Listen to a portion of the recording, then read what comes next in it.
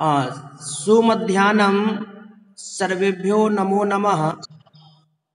अद्य उपपद विभक्ति विषये पठिष्यामः। आज हम लोग उपपद विभक्ति के विषय में पढ़ेंगे।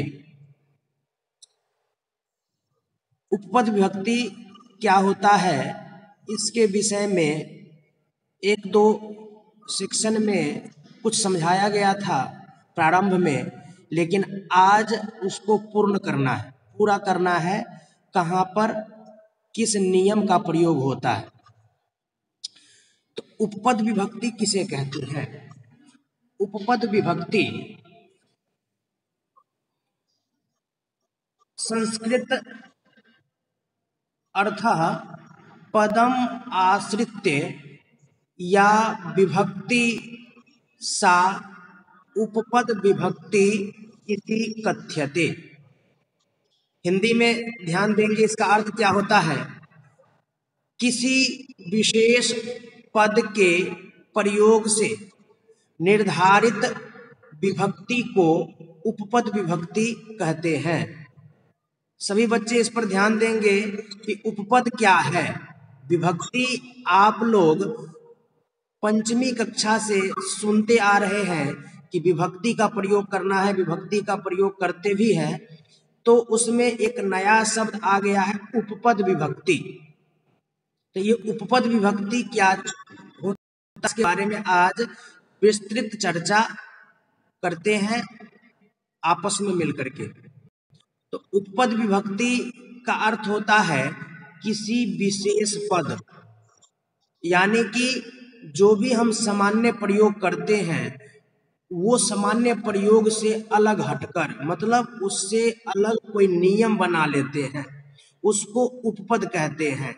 जैसे आप, कर्ता, कर्म, करण, संप्रदान, आपादान, संबंध, अधिकरण, इसका प्रयोग आप लोग हिंदी चिन्ह को देखते हुए विभक्ति का प्रयोग करने के लिए कारक को याद करते हैं और कारक के अनुसार हिंदी शब्द के साथ जो कारक चिन्ह लगा रहता है उसके अनुसार आप विभक्ति का प्रयोग करते हैं।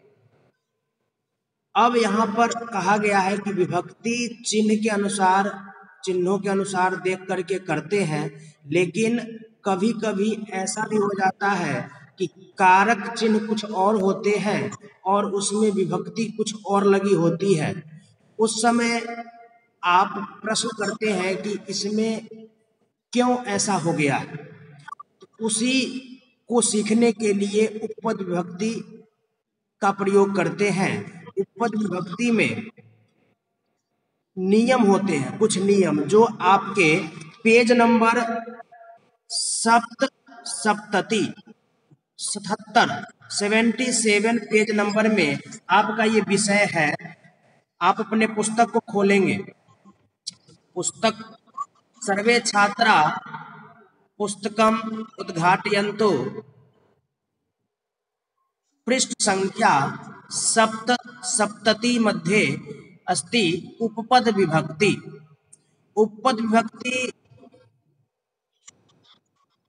अधोलिखितानि वाक्यानि पठन्तु अवगच्छन्तु च।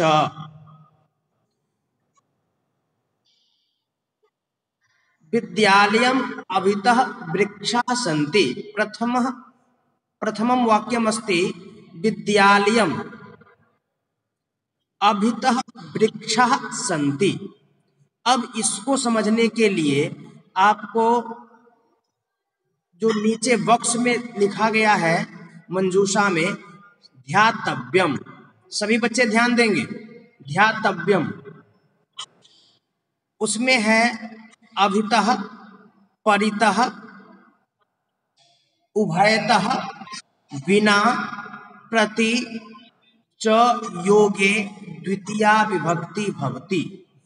तो आपको इस लाइन को, इस पंक्ति को याद करके इसमें जो शब्द है अभितः, अभितः का अर्थ जानना है। अभितः मतलब अभी, दोनों ओर। परितः चारों ओर। उभयतः दोनों ओर। बिना किसी के नहीं रहने के लिए, किसी की अनुपस्थिति हो, उसको उस अर्थ में हम बिना का प्रयोग दें। उसके बाद है प्रति, किसी की ओर जाने के लिए, किसी के प्रति का प्रयोग करते हैं। इसके योग में ऐसे ऐसे शब्द पंक्ति में मिलेगा। किस पंक्ति में? किसी भी वाक्य के, वहां पर हमें कौन सी विभक्ति प्रयोग करनी पड़ेगी? द्वितीया। द्वितीया विभक्ति का प्रयोग करेंगे। इसका जो पंक्ति का हिंदी अर्थ है, अभितः परितः उभयतः बिना प्रतियोगे द्वितीया विभक्ति भवति। इसका अर्थ है कि अभितः दोनों ओर, चारों ओर, दोनों ओर, बिना और किसी ओर, ऐसे शब्द जब आपको किसी हिंदी वाक्य की पंक्ति में दिखाई, वहां पर हमेशा द्वितीया विभक्ति का प्रयोग होगा, चाहे कारक चिन्ह कुछ भी हो। आप अभितः, अभितः मतलब दोनों ओर। परितः चारों ओर। उभयतः इसका भी अर्थ होता है दोनों ओर। बिना, बिना का अर्थ होता है किसी के अनुपस्थिति को हम बिना अर्थ में लेते हैं। हिंदी में जो बिना का प्रयोग करते हैं, उसी में बिना का प्रयोग हम संस्कृत में हम लोग करते हैं। और प्रति, प्रति का अर्थ क्या होता है? किसी की ओर, ओर अर्थ में। हाँ, तो इसके योग में ये जहां जहां दिखेगा, उस शब्द के आगे वाले शब्द में द्वितीया विभक्ति का प्रयोग करेंगे। वहां पर देखो बच्चों, वहां पर आपको ये नहीं देखना है कि यहाँ पर कारक चिन्ह क्या है। कारक चिन्ह को नहीं देख करके आपको नियम देखना है। इसीलिए कहा गया है विशेष रूप से इसका प्रयोग होता है, नियम। जैसे उदाहरण में विद्यालयम अभितः वृक्षाः सन्ति। विद्यालय के दोनों ओर वृक्ष हैं। यहाँ पर अगर इसका हिंदी बनाते हैं तो क्या होता है? विद्यालय के। अब विद्यालय के बाद के का प्रयोग हुआ है, तो हमें क्या समझना चाहिए कि यहाँ पर षष्ठी विभक्ति का प्रयोग होगा सामान्य नियम के अनुसार। लेकिन जब इसका प्रयोग होता है नियम में, तो नियम याद किए हैं द्वितीया विभक्ति का प्रयोग, इसीलिए यहाँ पर विद्यालयस्य नहीं दे करके विद्यालयम का प्रयोग किए हैं। किसको देख करके? क्योंकि उसके आगे अभितः लगा हुआ। अभितः का अर्थ होता है दोनों ओर। तो जब हिंदी में दोनों ओर का प्रयोग होगा, तो वहां पर मुझे कौन सी विभक्ति लगानी पड़ेगी? द्वितीया विभक्ति।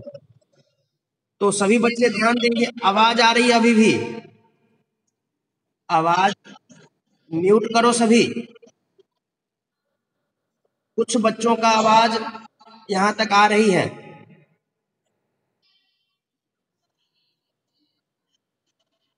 इसमें कोई दिक्कत नहीं है। और उदाहरण देखो, और उदाहरण में क्या है? विद्यालयम परितः, विद्यालयम परितः वृक्षाः सन्ति। उसके बाद है ग्रामम उभयतः पर्वताः सन्ति। म्यूट करो, म्यूट करो, जल्दी म्यूट करो, आवाज कट रही है।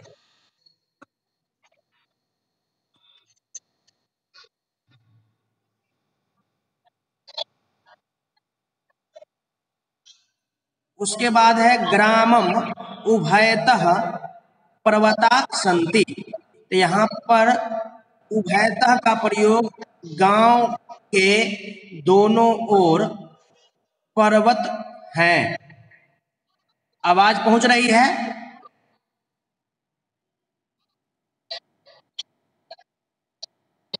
इसका हिंदी भी जानते हैं लोग। आप लोग म्यूट लगा लोगे तो सबको आवाज अच्छी तरह पहुंचेगी।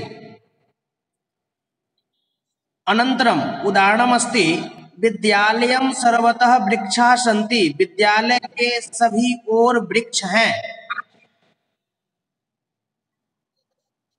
अनंतरम उदाहरणम सह विद्यालयम प्रति गच्छति, वह विद्यालय की ओर गच्छति जाता है। पुस्तकम बिना न पठति, पुस्तक के बिना नहीं पढ़ता है।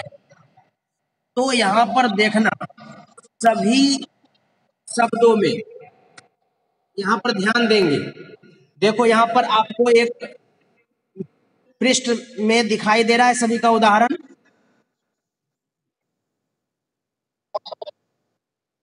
अब दिखाई दे रहा है? अभी भी नहीं दिखाई दे रहा है पेज में?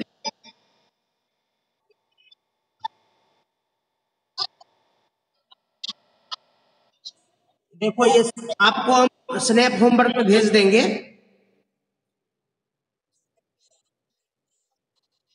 इसमें सभी का अलग अलग उदाहरण है। जो जो शब्द आपके पुस्तक में पढ़ाया गया है, अभितः, परितः, उभयतः, बिना, प्रति, ये जितने शब्द हैं अलग। एक बार पुनः सर्वे छात्रा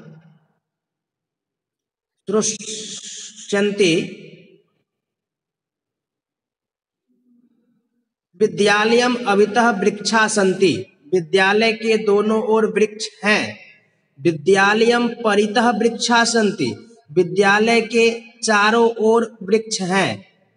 ग्रामम उभयतः पर्वतः सन्ति, गांव के दोनों ओर पर्वत हैं।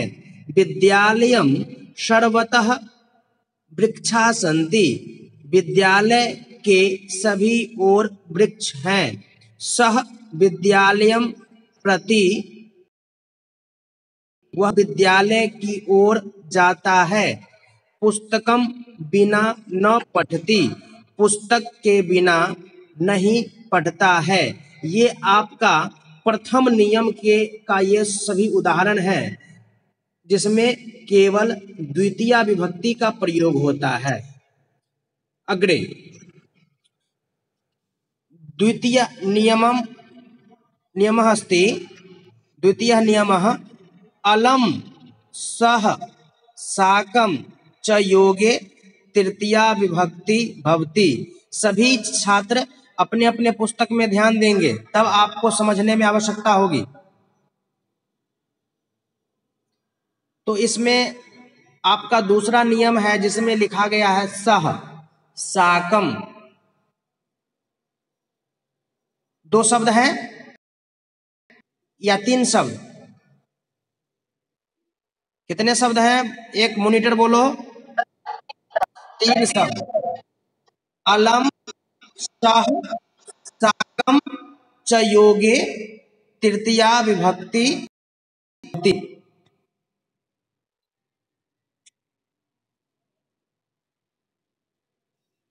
अब इसमें जो तृतीया विभक्ति का प्रयोग हुआ है, अब कहाँ कहाँ प्रयोग करना है ये देखना है। तृतीया विभक्ति का प्रयोग जैसे अलम, प्रथम शब्द क्या है? अलम।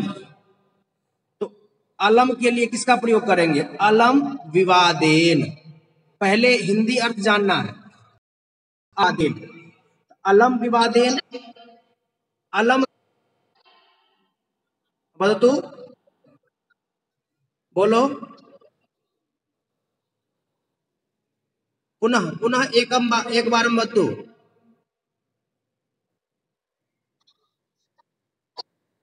नहीं, अलम का अर्थ है रोकना, सम्यक रोकने अर्थ में, जैसे कि अगर भोजन पर्याप्त है अब नहीं लेना है तो क्या बोलेंगे, अलम, बस करो अब नहीं चाहिए। या झगड़ा मत करो, मतलब अर्थ क्या होगा, मत, नहीं के अर्थ में, उसके लिए प्रयोग करते हैं। जैसे अलम विवादेन, विवाद मत करो, झगड़ा मत करो। विवाद का अर्थ क्या होता है, झगड़ा, और अलम मतलब मत, नहीं, ऐसा अर्थ लेते हैं। तो दोनों शब्द को मिलकर के क्या अर्थ होगा, अलम विवादेन, विवाद मत करो, झगड़ा मत करो, है ना। अग्रिम शब्द किमस्ति, सह, सह अर्थ साथ, सह का अर्थ क्या होगा, साथ। उसका उसका कहाँ करेंगे, उसका प्रयोग कहाँ करेंगे, ये ध्यान देना है। उसका सह के साथ अर्थ में, जैसे पिता पुत्र के साथ बाजार जाता है, इसके अर्थ में क्या, जाते हैं का प्रयोग करेंगे, क्योंकि पिता है। तो पिता पुत्रेण सह आपनम गच्छति, ऐसा प्रयोग करेंगे। पिता पुत्रेण सह आपनम गच्छति, इसका अर्थ क्या हो जाएगा, पिता बाजार आपनम, है ना, बाजार का, मार्केट का, दुकान का, संस्कृत में आपनह होता है, लेकिन यहां पर किसका प्रयोग करेंगे, द्वितीय विभक्ति का प्रयोग करेंगे, इसीलिए क्या हो जाएगा, आपनम। और मूल शब्द क्या होगा, आपनह। जैसे बालकः, फिर विद्यालयः,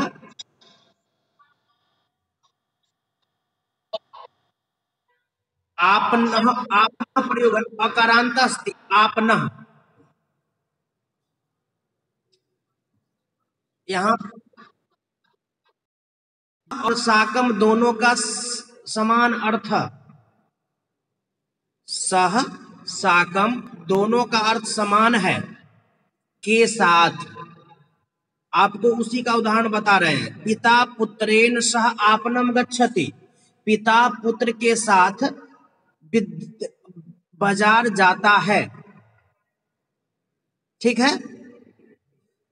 तो किसके साथ जा रहा है, पुत्र के साथ, इसीलिए कहां लगेगा, पुत्रेण, तृतीया विभक्ति,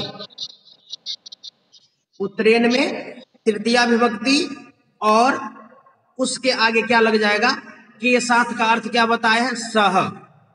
तो पिता पुत्रेण सह आपनम गच्छति, हिंदी अर्थ, पिता पुत्र के साथ बाजार जाता है। अन्य उदाहरण किमस्ति, किम भविष्यति, रामः शाकम, रामः श्यामेन शाकम विद्यालयम गच्छति। शाकम से पहले क्या है, श्याम, श्याम में कौन सी विभक्ति लगेगी, तृतीया। क्यों तृतीया लगेगी, क्योंकि नियम कह रहा है अलम सह साकम च योगे तृतीया विभक्ति भवति।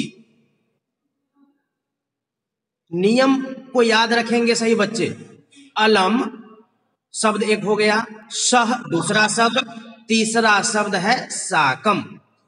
इन तीनों के योग में ये जहां जहां दिखाई देगा, इससे पहले वाले शब्द में कौन सी विभक्ति लगाएंगे, तृतीया विभक्ति। तृतीया विभक्ति, साकम का अर्थ के साथ, के साथ। तो आपको देखो यहां उदाहरण हम बता रहे हैं, आप ध्यान देना। ये देखो दिखाई दे रहा है सबको,